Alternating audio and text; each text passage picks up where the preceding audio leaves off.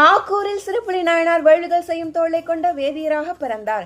இளம் வயதிலேயே அவர் சிவபெருமானிடமும் அவர் தம் அடியவர்களிடத்தும் பேரன்பு கொண்டிருந்தார். சிவபெருமானுக்கு உரிய தொண்டுகளை செய்வதில் வல்லவராகவும் ஈகை திறத்தில் சிறந்தவராகவும் விளங்கினார்.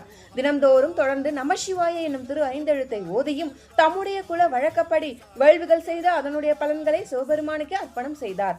இறையடியார்கள் யாரேனும் வந்தால் அவர்களை அடிப்பணிந்து முன்னின்று இனிய மொழிகளை கூறி அறுசுவிடம் அவர்களுக்கு திரு அமுது செய்விப்பார். அடியார்கள் வேண்ட பொருளையும் வழங்கி மகிழ்ந்தார்.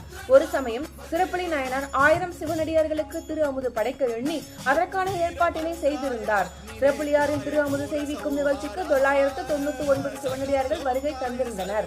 ஒரு சிவனடியார் மட்டுமே குறைவாக இருக்கவே சிறப்புலி நாயன்மார் ஆக்கூரில் கோவில் கொண்டிருக்கும் தான் தோன்றினாரை மனமுருக வேண்டினார்.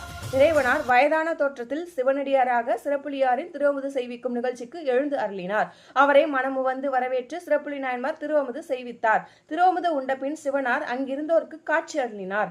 1000ல் ஒருவராக வந்து திரு அமுது உண்ட தான் தோன்றி நாதர் 1000ல் ஒருவர் என்றும் அழைக்கப்படுகின்றார்.